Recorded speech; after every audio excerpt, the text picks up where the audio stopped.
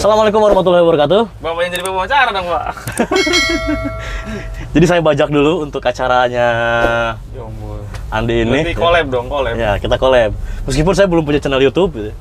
Yo. Oke, Assalamualaikum warahmatullahi wabarakatuh. Balik lagi di PPS Pick Up Podcast with alumni kita, alumni yang paling spesial. Yes. Halo. Mendatangkan alumni ini sangat susah banget, Bro. Karena saya dari dulu pengen datangin ini dari sebelum kuliah, baru sekarang datang. Wah, lama banget Pak ya? Belum kenal dong, belum kenal. Oke, kita ada yang namanya segmen podcast alumni. Jadi semua alumni dimanapun Anda berada yang ingin curhat cerita ataupun tips dan triknya ketika di kuliah dulu bisa di sini, Bro. Gitu. Oke.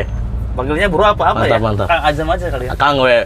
Oh ya, Kang Azam. Bro. Iya, Kang Azam ini alumni dari Institut Pertanian Bogor, Fakultas Kehutanan, Departemen Teknologi Hasil Hutan. Nah, seperti itu. Gimana Kang Azam? Silakan Kang Azam. Ya. Kenalkan diri aja dulu. Oke, Tadi dulu deh, bayar dulu. ya bayar ini dulu, bayar parkir dulu, ya. Oke, tadi bayar parkir dulu jadi Al-Azhar baru berapa menit udah 3.000 ya. Tapi ini murah banget sih daripada kita parkir di Ya. Sudirman. Di Sudirman ya, SCBD. Oke, assalamualaikum warahmatullahi wabarakatuh. Oke, balik lagi ya. Kang Azam nih, silakan Ya. Kang Azam. Saya perkenalkan diri nih. Perkenalkan boleh lah. Siapa tahu Apa ada aja nih? teman-teman yang lupa gitu siapa sih Kang Oh, Azam gitu. Ya. ya oke. Perkenalkan, nama saya Rizal Nurul Azam, dipanggilnya biasanya Azam kalau di kampus. Ya. Saya satu angkatan sama Kang Andi ini di IPB, ya khususnya di Fahutan, jurusan THH, ya, Teknologi Hasil Hutan. Oke. Dan ini juga Kang Andi ini jadi ngajak saya juga untuk beberapa proyek di Arka ya, PT Arka gitu ya, PT-nya beliau gitu ya. Ini gini-gini YouTuber juga ini seorang pengusaha handal ini. Kagak, Pak. Jadi saya banyak belajar dari beliau ini. Jadi ya saya masih banyak Justru belajar. saya banyak belajar kepada Kang Azam ini. Seperti itu Kang Azam.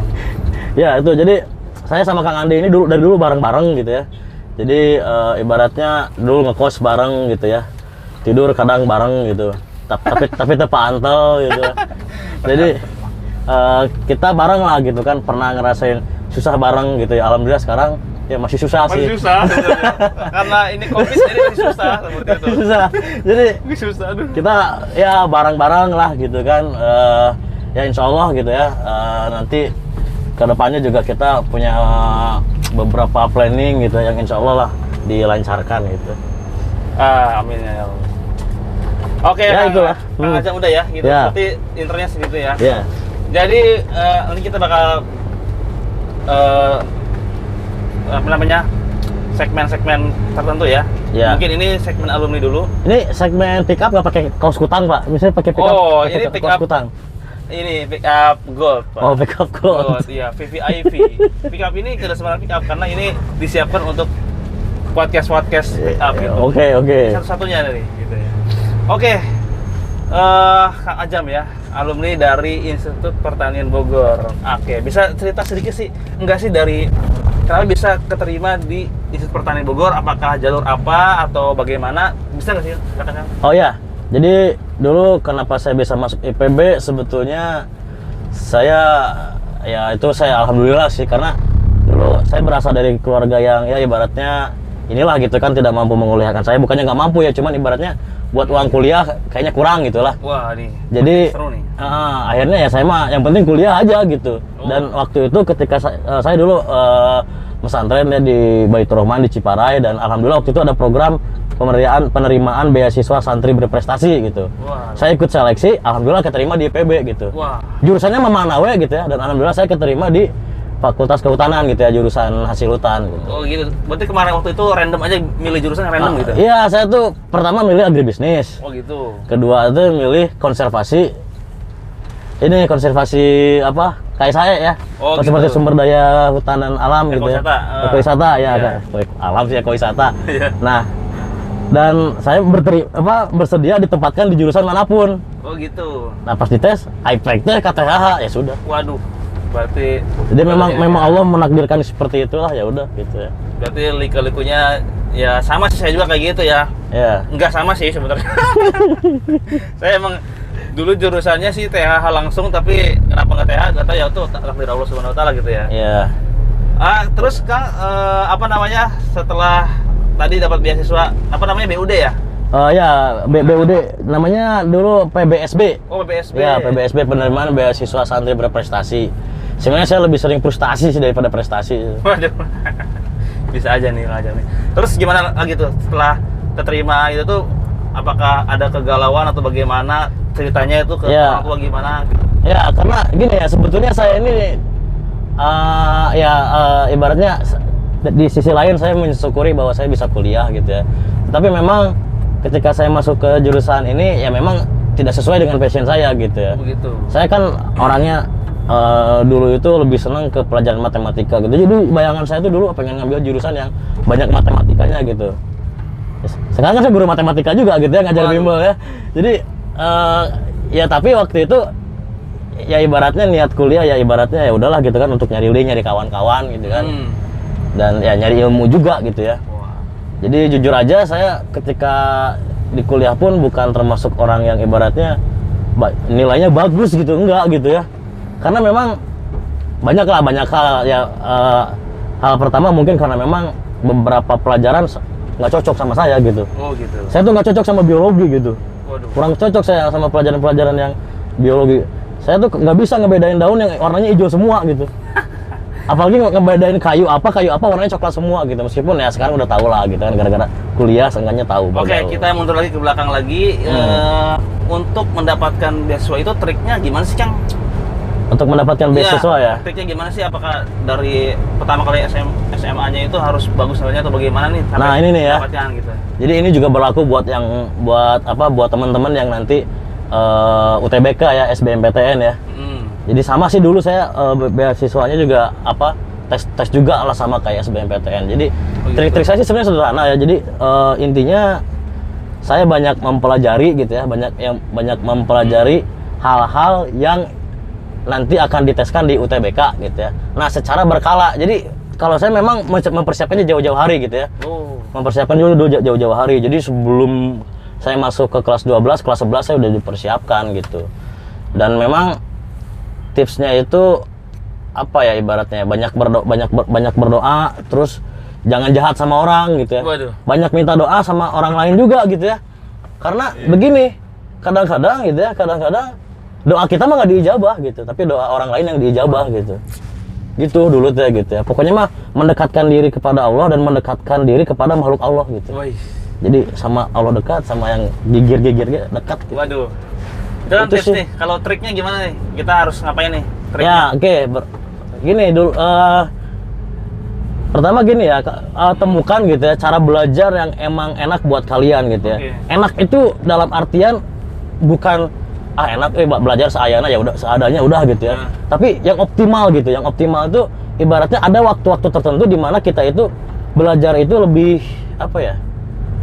Lebih optimal gitu. Kalau saya dulu belajarnya itu ibaratnya tidur dulu, nah bangun misalkan sebelum subuh, nah itu belajar. Oh gitu. Itu lebih cepat. Itu trik saya dulu gitu tuh. Jadi masuknya itu lebih cepat gitu kan. Iya. Dan ditarget, misalkan hari ini belajar apa, terus berapa soal yang harus saya kerjakan gitu. Itu ditarget tuh. Misalkan satu hari itu saya ngerjain 20 soal gitu. Saya bahkan dulu sampai 50 soal per hari gitu. Waduh. Jadi dan memang ya usaha tidak akan mengkhianati hasil gitu. Jadi kalau misalkan lo pengen dapetin yang bagus ya usahanya harus keras gitu.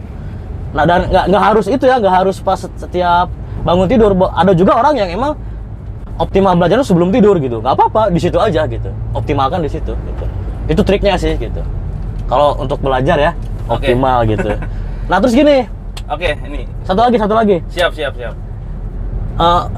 Misalkan nih di UTBK nih ya, sekarang UTBK lah ya gitu ya. Kan TPS nih. Jadi optimalkan karena ini kompetisi ya, karena itu adalah kompetisi supaya kita dapat masuk kuliah gitu. Jadi utamakan di materi yang memang kalian ahli gitu ya. Jangan kalian terlalu fokus. Ini kalau misalkan apalagi yang udah lihat game udah telat-telat gini ya, optimalkan di yang kalian bisa gitu, di teori-teori yang kalian bisa gitu. Kalau kamu terlalu berkutat di yang kamu nggak bisa, nanti malah itu nggak bisa gitu, susah lah gitu. Karena UTBK sekarang kan sistemnya itu bukan poin, tapi ibaratnya ya adalah namanya, saya lupa gitu. Beda, agak berbeda sih gitu. Itu sih. Berarti tips tadi berlaku juga ke semua universitas ya, tidak hanya IPB ya? Ya, berlaku ke semuanya. Kalau memang ada teman-teman semua yang di sini ingin ke IPB nih, Ya. benar-benar IPB, jus IPB, tipsnya deh biar langsung jos IPB gitu. IPB ya, pertama Iya. gini, ke IPB itu kan ada beberapa jalur ya sebetulnya ya. Jadi ke IPB itu ada lewat, ya kalau jalur beasiswa sih kan saya beasiswa ya, itu mah khusus lah gitu kan. Iya. Ada beberapa itu cari tahu sendiri aja gitu ya. Nah, terus ada jalur yang umumnya itu, yang pertama jalur SNMPTN rapot. Nah, itu udah lewat tuh. Udah lewat. Ya itu untuk Bulan dan apa itu tuh Bang? Bulan apa Bang? itu kemarin udah diumumkan di bulan Mei ya, Pak. ya? Iya. Berarti setiap tahun bulan Mei itu berarti? Ada apa? Kadang-kadang Mei, kadang-kadang Juni itu. Oh gitu. Kadang-kadang Oke. mungkin April juga gitu ya, tergantung kebijakan. Nah, tapi itu sifatnya memang itu dilihat dari rapot kita, tapi untung-untungan banget gitu. Oh gitu. Jadi emang ya bukan dibilang gambling ya, jadi emang itu rahasia Tuhan lah ya, rahasia Allah itu ya. Jadi kalau misalkan kita nggak lolos SNMPTN, ya nanti ke SBMPTN atau yang sekarang UTBK ya nama tesnya. Nah, terus kalau misalkan nggak lolos lagi, lanjut ke misalkan kalau nggak lolos tuh SNMPTN nggak lolos, SBMPTN nggak lolos, nah baru jalur mandiri ke IPB. Namanya UTMI biasanya kan, UTMI. Ujian Tahunan Mandiri IPB. Oke. Nah, kalau misalkan tips pengen ke IPB ya, pertama kalian saya pastikan bahwa kalian tuh jurusan IPA. Karena kalau ke IPB, terutama yang S1, itu nggak bisa jurusan IPS, harus IPA gitu. Oh, Meskipun ambilnya jurusan ekonomi ya. Nah, karena ekonomi katanya ekonomi pertanian ya. Oh gitu. Iya. Tapi ada juga yang IPS juga tuh yang dari SMA-nya. Tapi dikit ya, ada tapi dikit ya. Atau gimana? Setahu saya sih nggak ada. Oh nggak ada. Ya. Yang ada itu mungkin kalau D3 saya kurang paham ya. Mungkin D3 mungkin ada mungkin. Tapi saya kurang paham juga gitu. Jadi kalau misalkan setahu saya S1 di IPB itu harus IPA gitu. Oh gitu. Nggak tahu ya kalau zaman sekarang ya. Saya juga kurang tahu sih. Setahu saya kalau dulu tuh nggak bisa IPS itu IPA aja gitu. Tapi dulu TPB saya ada satu orang sih IPS, Kang. Oh gitu. Iya IPS itu. Oh. Emang juga sulit sih belajarnya kalau IPS ya. Iya, sulit. Saya anak IPA juga sulit ya apalagi IPS. Karena tahun pertama di IPB itu mempelajari semua pelajaran SMA gitu. Oh iya gitu. Kayak apa namanya biologi, fisika gitu. Nah, tadi karunya gitu. Ada lagi tipsnya? Ya, terus tadi kan pengen masuk ke IPB ya. Ya ibaratnya sering-sering lah ke IPB gitu, coba gitu ya. Oh kayak gini IPB gitu ya. Jadi kalau kalian pengen masuk suatu kampus ya IPB atau manapun, lihat kampusnya, bayangkan tiap hari, insya Allah masuk gitu. Oke, next ketika kita udah keterima di IPB, itu kan ada masa TPB tuh Kang. Ya. Nah, itu tipsnya deh untuk TPB nih, anak-anak TPB, ya. jangan sampai nanti terjerumus di TPB sendiri dan Ya, hancur gitu. ya betul. TPB ini bisa dibilang mungkin fase tersulit untuk anak-anak kuliah yang masuk ke IPB gitu ya. Karena apa? Karena di IPB ini ibaratnya kita udah milih jurusan yang kita pengen, tapi di tingkat pertama itu kamu diharuskan untuk mempelajari semua pelajaran yang sifatnya umum gitu, basic sih sebetulnya. Tujuannya pemerataan materi gitu. Jadi orang bisa basic fisika, kimia, biologinya itu ada gitu ya, dan matematika dan lain-lainnya ada. Cuman itu juga kadang-kadang bisa jadi bumerang buat kita yang emang nggak suka pelajaran ini, nggak suka pelajaran itu gitu ya. Ya ibaratnya kalau di situ setidaknya yang penting kalian nggak bodoh-bodoh banget lah gitu ya. Yang penting kalian belajar gitu ya, belajar benar-benar seoptimalnya. Yang penting lulus gitu. Yang penting lulus gitu. Nggak apa-apa. Itu nggak jadi patokan gitu ya. Kalau menurut saya nggak jadi patokan. Cuman memang itu tantangan terberat sih untuk beberapa orang, itu tantangan terberat karena itu menentukan kalian bisa lanjut kuliah atau enggak gitu. Oh gitu. Dan uniknya nih Kang, untuk di TPB ini banyak orang yang menggunakan TPB IPB ini sebagai apa namanya ya, sebagai batu loncatan untuk kuliah di tempat lain gitu. Oh gitu ya. Kenapa tuh maksudnya? Jadi kayak bimbel gitu. Belajar sama dosen gitu kan. Nah, jadi tahun depannya dia ikut tes lagi gitu untuk masuk ke ITB, ke UI gitu, kayak gitu lagi. Jadi daripada dia ibaratnya di tahun pertama tuh dia nggak lolos ke UI, ke ITB, akhirnya ke IPB gitu kan. Nah, karena masih ngebet tuh pengen kuliah di tempat lain. Akhirnya daripada diem ya udah ikut TPB aja di IPB gitu kan. Kita potong dulu Kang. Ya. Kita pasang seatbelt dulu deh biar safety. Oh iya benar. Iya. Nanti... Oke, balik lagi di PPS Pick Up Podcast with alumni gitu kan. Tapi belum dapat namanya sih. Aduh, gimana pusing loh. Ini perdana, pokoknya perdana, dan nanti tolong lah dengan alumni siapapun yang ingin memberikan tips, ingin curhat, pun punya masalah atau gimana pun di sini aja gitu. Waktu dulu belum terverifikasi atau belum ingin dicurhatkan waktu jadi mahasiswa, sekarang pengen dicurhatkan, bolehlah di sini gitu kan. Waduh. Nah, seperti itu. Oke. Balik lagi tadi ya. Tadi itu udah ke TPB ya. TPB tipsnya ada lagi? Apa sudah cukup? Sudah. Oke, TPB. Kemudian ketika masuk jurusan nih kan. Nah, gimana tuh? Ceritain aja deh, gimana sih? Saya kalau Kang sendiri. Nah, kalau saya sih dulu masuk jurusan agak ini ya, saya apa ya? Karena emang sebetulnya ada beberapa pelajaran yang saya kurang senangi gitu ya. Jadi mungkin jadinya ya tidak patut dicontoh ya, sebetulnya kalian kalau nggak senang itu ya terima aja gitu. Cuman mungkin karena emang saya juga ya kurang senang gitu ya. Dan dulu saya emang ada beberapa masalah sih gitu kan waktu kuliah gitu ya. Jadi ketika saya TPB saya bagus tuh, IP saya tuh bagus, jadi 3,7, 3,6 gitu. Nah, masuk jurusan tiba-tiba IP saya langsung 2,0. Wah, itu jatuh banget sih gitu. Jadi memang ya tantangannya ketika kalian memang tidak masuk jurusan yang memang kurang tidak sesuai passion kali ya, jadi agak-agak langsung drop gitu. Oh, kenapa waktu masuk fakultas tadi ya yang tidak sesuai passion ya? Iya, karena ya pertama itu gitu, terus mungkin ada beberapa masalah waktu itu, jadi saya gitu. Jadi ada beberapa masalah pribadi gitu ya. Jadi waktu itu karena apa? Ya sering ke Bandung lah, ada masalah saya gitu kan. Oh ya, itu nanti aja di next aja. Ini ya. untuk tips-tips aja deh gitu kan di fakultas ketika kita sudah mengetahui bahwa kita bukan passionnya, manuver apa yang harus kita lakukan ya. Oke. Nah, ketika seperti itu gitu ya, memang seharusnya gimana ya? Setidaknya nih ya, kalau misalkan kalian memang tidak suka dengan kuliah yang kalian minati gitu ya. Kalau misalkan ada opsi nih, kalian misalkan emang pengen pindah jurusan, it's okay gitu ya. Itu nggak apa-apa, itu hak kalian gitu ya. Itu juga saya lakukan tadinya gitu ya. Oh gitu, langsung. Tapi saya beasiswa gimana dong, nggak bisa ya. Oh iya. Nah, jadi akhirnya jadi kalau misalkan kayak gitu ya, dan emang kondisi kalian memang ingin tetap mempertahankan, itu bagus sekali gitu ya. Emang kalau beasiswa ada denda atau gimana sih, Kang? Ya kalau misalkan kita beda jurusan ya dia diputus satu kan, tidak gitu. sesuai kontrak. Tapi kan beasiswa itu dikontrak gitu. Saya kira harus didenda gitu, tapi diputus ya. Karena waktu itu emang bisa kuliah karena beasiswa, jadi didenda juga. Jadi kalau misalkan kita tiba-tiba berhenti kuliah, atau misalkan ya bukan karena apa, misalnya berhenti kuliahnya gara-gara kita pengunduran apa ya, ya hal-hal yang tidak syar'i lah gitu ya ibaratnya, atau misalkan gara-gara kita tiba-tiba menikah atau apa gitu ya, pemberhentian sepihak, nah itu didenda. Jadi disuruh ngebalikin duit yang udah dibeasiswain gitu. Lumayan lah. Nah, jadi kalau misalkan saya tiba-tiba pindah jurusan tidak sesuai kontrak, ya disuruh balikin gitu. PR juga. Nah, akhirnya ya kalau misalkan seperti itu gitu, banyak, nggak cuma saya yang tidak sesuai passion, yang akhirnya banyak yang DO juga gitu. Ya tipsnya sih kalau misalkan dari saya, kalau misalkan emang kalian terpaksa memilih jurusan itu gitu karena orang tua gitu ya, atau misalkan ya udah mau kuliah gitu ya. Nah, setidaknya karena memang hati susah ya, nggak bisa dibohongi ya. Kadang-kadang nanti juga berefek ketika kalian udah lulus, kerjanya kita nggak kesana gitu ya. Ada juga yang kesana, ada juga yang mungkin enggak gitu ya.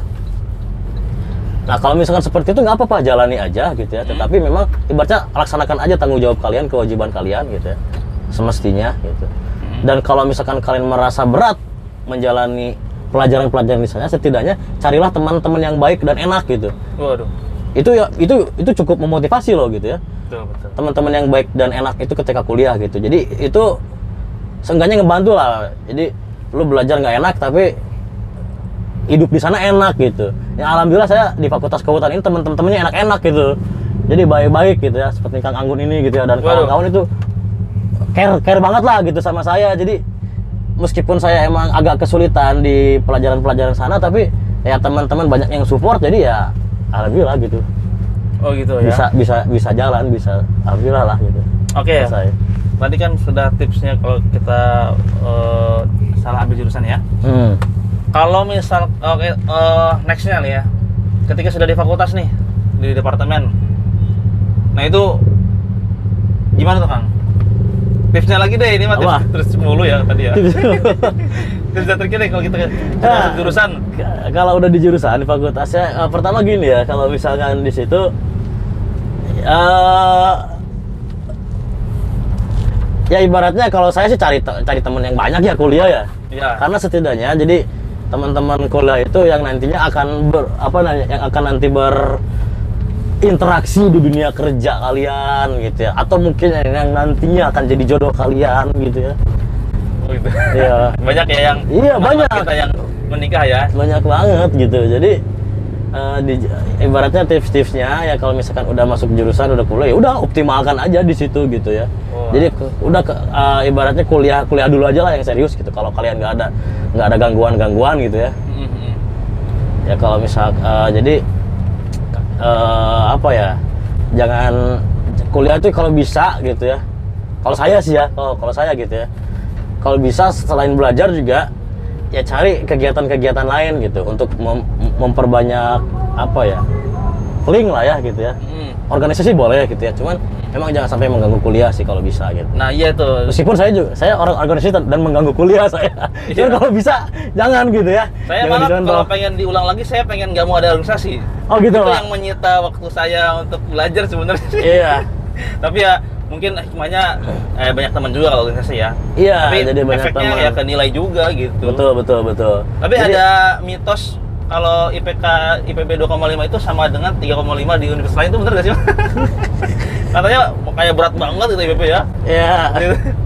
Ya itu dia. Jadi salah satu problematika anak-anak IPB itu memang ibaratnya ya gitulah, itu kan kalau nilai gimana dosen ya gitu ya. Iya. Ada beberapa dosen yang emang susah banget ngasih nilai gitu. Jadi ya mungkin kalau misalkan ada di beberapa jurusan yang ibaratnya nyantai gitu ya, yang ibaratnya non eksak lah gitu ya, itu agak nyantai, agak gampang dapat IPK-nya.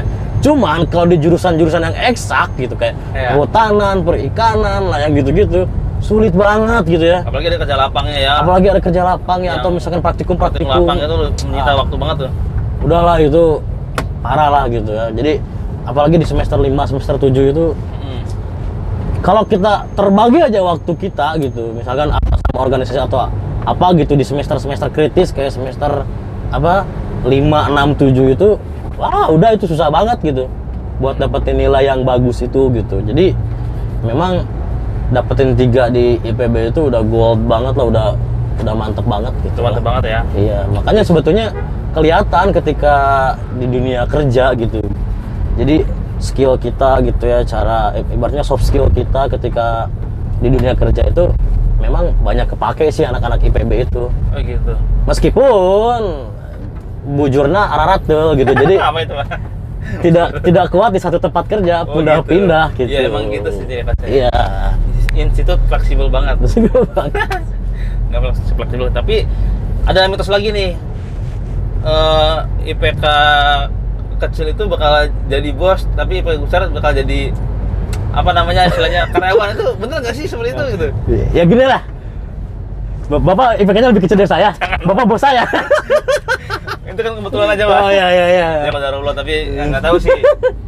Ya cuman ya itu ini sih, jadi mungkin kalau misalkan IPK kecil nggak keterima di PNS gitu ya, nggak keterima di perusahaan-perusahaan Oh, multinasional, gitu. akhirnya ya udahlah jadi buka usaha sendiri gitu. Jadi ya itu jadi bos di usaha sendiri. Mungkin contoh kecilnya seperti itu. Tapi kan kalau PNS gitu kan ya lebih Mungkin- terjamin, Pak. Kalau ini kan aduh, jadi Ya, pengusaha juga harus mikir ya. Kalau corona kayak gini mah aduh pusing, Pak, gitu. enakan PNS ya. Jadi Iya, enakan PNS gitu. Ya pasti gitu ya. Pasti Aduh. udah dapat pensiun, udah dapat ya harian gitu. Sama saya juga lagi pusing sebenarnya. Aduh. Oke, ketika udah di fakultas, kita menjalanin aktivitas fakultas, kemudian menjelang skripsi nih, Pak. Nah, gimana keadaan waktu itu tuh skripsi Bapak nih, ya bisa tips dan triknya lagi nih ya. Iya, saya ini contoh yang tidak baik lah untuk skripsi karena saya ini adalah ibaratnya peringkat 2 paling akhir untuk penyelesaian skripsi. Waduh, Apa masa? peringkat paling akhir ya saya lupa ya. Enggak, peringkat 2 paling akhir lah ya. Masa sih? Karena masih ada, iya. Gitu. Saya masih ada sih yang lebih akhir dari saya gitu. Cuman saya contoh yang tidak baik lah. Jadi Kenapa emang- bisa tidak baik itu? Tapi kan ada sejarah-sejarahnya kan. Iya, saya banyak memang dari saya sendiri memang banyak menunda-nunda gitu ya. Memang jelek lah mentalnya pada saat itu. Jadi malah lebih jadi waktu itu karena saya kelamaan kuliah gitu ya, beasiswa saya diputus Pak gitu ya. Oh gitu. Akhirnya saya harus Nah ini tips juga nih, kalau kelamaan kuliah biasa diputus itu dampaknya apa tuh kalau biasanya diputus? Ya ibaratnya berarti saya harus bayar sendiri gitu ya. Sementara dari orang tua kan nggak mampu gitu kan. Akhirnya saya harus bayar kuliah sendiri. Nah di situ lumayan Pak, karena per semesternya itu kalau di IPB untuk yang beasiswa 9 juta gitu. Oh, iya. Lumayan saya waktu itu, dari mana 9 juta gitu ya. Iya. Gaji PNS saja yang pertama mungkin nggak segitu gitu ya. Iya. Jadi alah tim mana gitu kan, gaji 9 juta tuh per semester ya. Akhirnya pas tahun pertama tuh saya masih dapat ngumpulin pertama.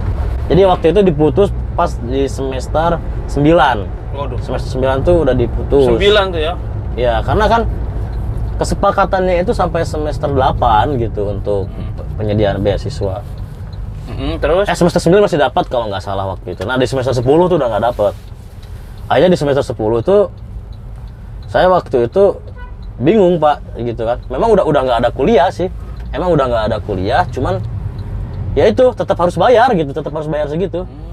Jadi nggak, kalau misalkan kalau ada UKT ya, kalau misalkan SPP itu saya lupa gitu, ada SPP apa gitu. Nah saya SPP-nya ya ibaratnya nggak ada kuliah tetap 9 juta per semester. 9 juta itu ya.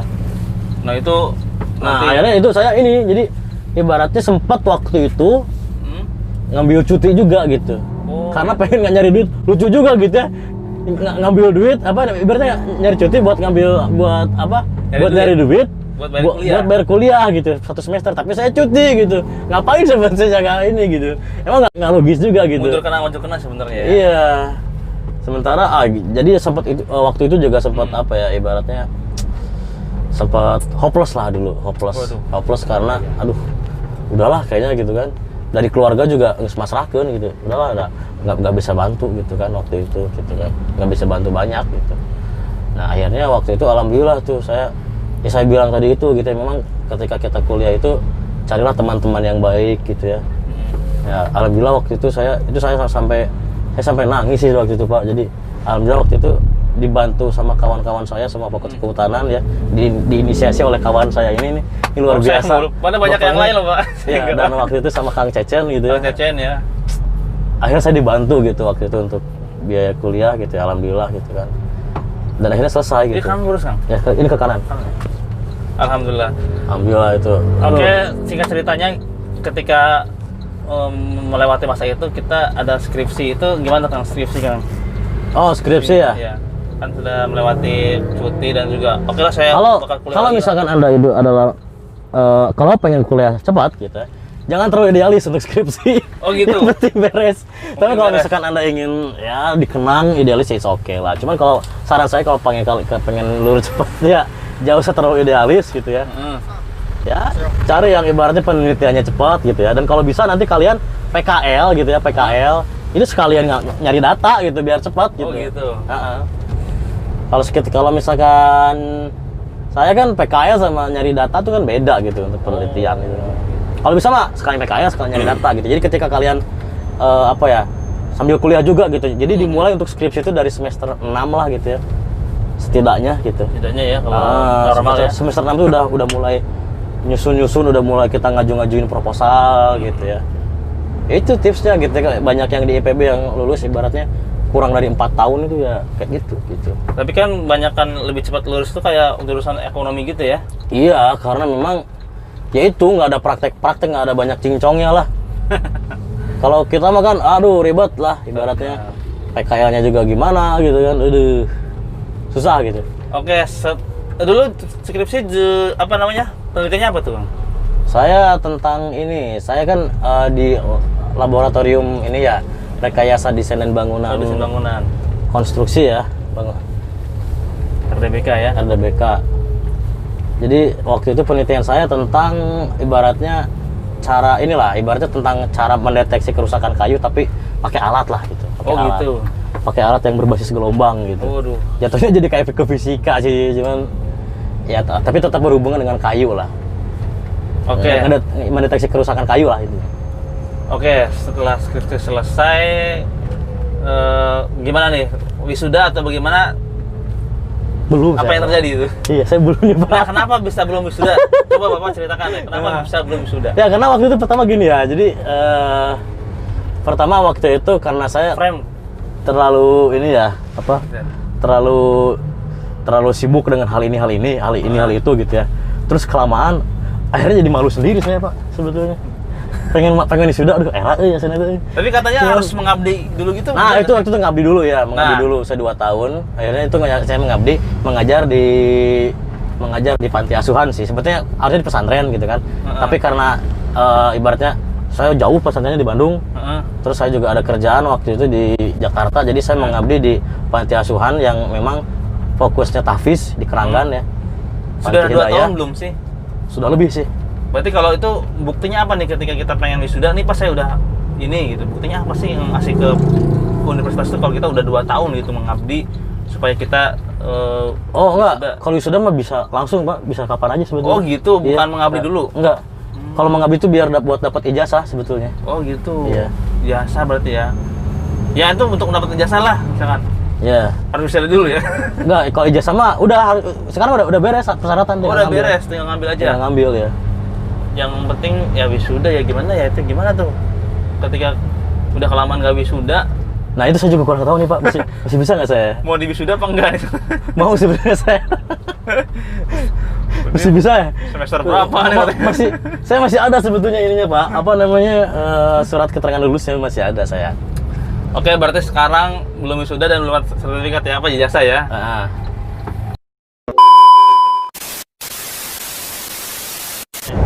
Oke, assalamualaikum warahmatullahi wabarakatuh. Aduh, balik lagi, kita sempat jeda dikit ya. Tadi kita udah bicara tentang alumni IPB ya, gimana tips dan triknya dari mulai awal sampai akhir kuliah. Dan juga perlu kalian teman-teman ketahui bahwa Kang Ajam ini, beliau ini adalah pengurus panti apa Kang? Al-Hidayah. Panti Asuhan Hidayah. Panti Asuhan Hidayah. Nah, Panti Asuhan Hidayah ini saya juga pernah ke sana sih. Memang tempatnya asli lah, enak lah, gitu ya. Nah, gimana sih kabar dari Panti Asuhan Al-Hidayah ini? Kita langsung tanya aja lagi lah ke Kang Ajam. Beliau kan Ya. sebagai pengurusnya gitu. Silakan Kang Ajam. Ya, jadi saat ini alhamdulillah ya, saya sebagai pengurus Panti Asuhan Hidayah. Gitu ya.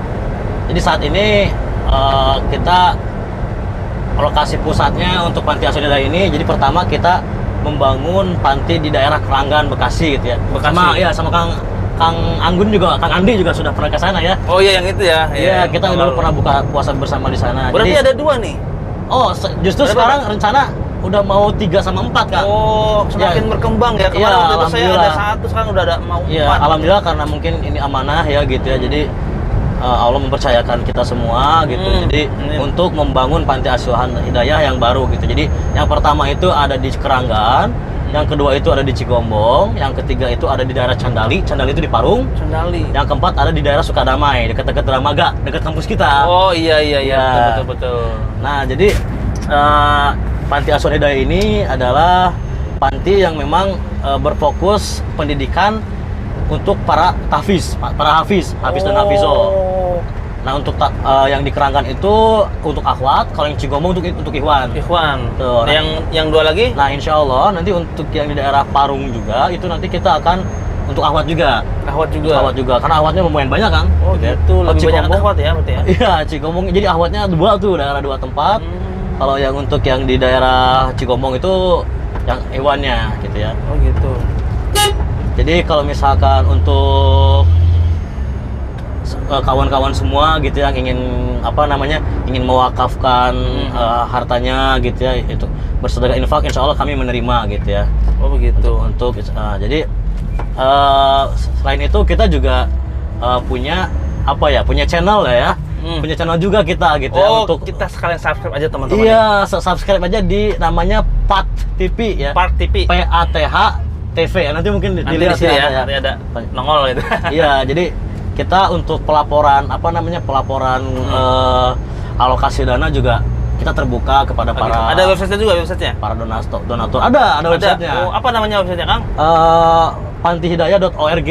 Oh, begitu. Pantihidayah.org. Berarti di situ transparan ya? Transparan gitu. Jadi laporan kegiatannya pun ada di Oh, di ada YouTube juga. kita ada laporan kegiatan Oh, anak-anak santrinya. Jadi insya Allah jadi donatur pun tidak usah khawatir gitu ya. Jadi terkait tentang laporan anak-anak, apa kegiatan anak-anak, terus alokasi dananya kemana gitu ya. Insya Allah kita terbuka semua. Waduh. Jadi mohon doanya juga, kita doa dan dukungannya. Jadi saat ini insya Allah kita sedang rencana pembangunan Panti Asuhan Hidayah ketiga di daerah Candali Parung. Saat Ketiga? ini, ya. Dan oh ya, selain itu bisa di follow juga ya IG-nya. Oh, ada IG juga? Panti Hidayah 1, 2, 3 ada tuh. Waduh, ini lengkap banget nih. Dilihat ya. Jadi saat ini kita untuk Panti Asuhan Hidayah 3 sedang melakukan pembangunan dan sekarang alhamdulillah sudah terbangun pondasi gitu ya. Jadi untuk kawan-kawan yang ingin mewakafkan hartanya, jadi silakan nanti dicek di IG kita, di IG Panti Asuhan Hidayah 3 ya. Nanti bisa di-follow dan nanti bisa dikontak kalau misalkan kawan-kawan ingin berdonasi. Oh begitu. Ya. Oke, mengenai Panti Hidayah pasti kan ada sejarahnya pembangunan ya. Ya. Itu bisa disebutkan sih Kang, sejarahnya gimana, terus dulu pendirinya siapa aja sih sampai sekarang mau 4 nih gitu. Oh, Silakan Kang. ya. Jadi untuk Panti Asuhan Hidayah ini dulu didirikan oleh Yayasan Nurul Hida Islami Keranggan. Oh, Jadi gitu. memang dulu awal mulanya itu dari ini Kang, dari yayasan gitu ingin membuat sebuah panti asuhan gitu kan. Ibaratnya sebagai ladang apa ya namanya? Ladang amal dan ladang dakwah lah sebetulnya ya. Oh, gitu. Ya. Untuk kita semua gitu ya. Jadi untuk ya ibaratnya berangkat dari ibaratnya kita tuh ingin apa ya? Ingin mendidik anak-anak yang inilah gitu ya, anak-anak kita gitu ya di sekitar kita, daripada mereka itu pergaulannya tuh nggak bagus gitu ya. Gitu. Ya akhirnya kita fasilitasi yang seperti ini gitu ya. Dan awalnya itu gitu ya, awalnya itu memang ada ini Kang, jadi ada tanah gitu ya. Memang niatnya itu memang dari awal cita-citanya ingin membuat sebuah panti gitu ya. Nah dari situlah ada orang yang mau mewakafkan wajah siapa saya lupa. Maaf, mungkin nanti ini gitu ya. Ada siapa ya nanti akan beliau mewakafkan tanahnya di Keranggan gitu ya. Ya orang pengajian kita juga ya, dari orang yayasan gitu ya. Beliau juga beliau adalah ketua yayasannya. Oh gitu. Beliau ketua yayasan, sekarang ketua yayasannya Yayasan Nurul Hidayah Islami Keranggan. Nah orang tuanya ya, lebih tepatnya mungkin mertua beliau mewakafkan tanahnya gitu. Oh. Dan dipercayakan kepada yayasan, dan akhirnya ya dibangunlah Panti Asuhan Hidayah itu gitu. Dan alhamdulillah waktu itu Panti Asuhan Hidayah Keranggan itu diresmikan oleh Menteri Sosial saat itu. Waduh. Itu dari tahun berapa Kang? Mulainya ada itu Kang? Saya lupa, kalau nggak salah tahun berapa ya? Kira-kira berarti berapa tahun tuh? Kisaran Mungkin udah 7 tahun mungkin Kang ya. Oh, udah lumayan Iya. lama juga ya. Jadi kalau misalkan ada donatur kita ingin mendonasikan hartanya itu gimana caranya tuh Kang? Untuk kawan-kawan yang ingin berdonasi atau mewakafkan hartanya gitu ya, atau menginfakkan atau sedekah atau zakat ya. Iya. Jadi bisa nanti hubungi kontak saya gitu ya, kontak Ibu ini gitu ya. Iya, boleh. Atau bisa juga nanti cek di IG kita di Panti Asuhan Hidayah 1, 2, dan 3 gitu ya. Dan saat ini yang memang memerlukan untuk pembangunan adalah Panti Asuhan Hidayah 3 gitu. Hidayah 3 ya. Wah, menarik sekali nih teman-teman ya. Ya, insya Allah. Jadi karena ibaratnya dengan menginfakkan ini, jadi setiap setiap bangunan yang dari hasil infak gitu ya, zakat dari kawan-kawan itu nanti kan akan dipakai di sana ya sebagai bangunan. Bangunan itu akan dipakai oleh para hafiz gitu ya, calon-calon hafizah. Itu setiap mereka mengaji, pahalanya itu dapat gitu. Mengalir terus ya? Mengalir terus gitu. Jadi luar biasanya sedekah jariyah itu ya, ibaratnya kalau misalkan Ustadz Adi Hidayah gitu ya. Jadi ini adalah amalan yang ibaratnya bahkan kalau misalkan perlu, ibaratnya Ustadz Adi Hidayah sampai kalau perlu saya cium kaki antum, saya cium kaki antum untuk melakukan amalan yang luar biasa ini gitu katanya gitu. Jadi emang untuk mewakafkan wakaf gitu, infak untuk sesuatu yang ibaratnya ya amal jariyah lah ya, sedekah jariyah itu luar biasa gitu ya keutamaannya. Saya juga jadi pengen mendonasikan itu. Nah, saya tunggu Kang. Siap. Oke, ada lagi Kang untuk Panti Al Hidayah nih. Oke lah, nanti kalau misalkan pengen lebih tahu lagi, bisa cek lah di IG kami ya, dan di YouTube, di channel YouTube kami ya.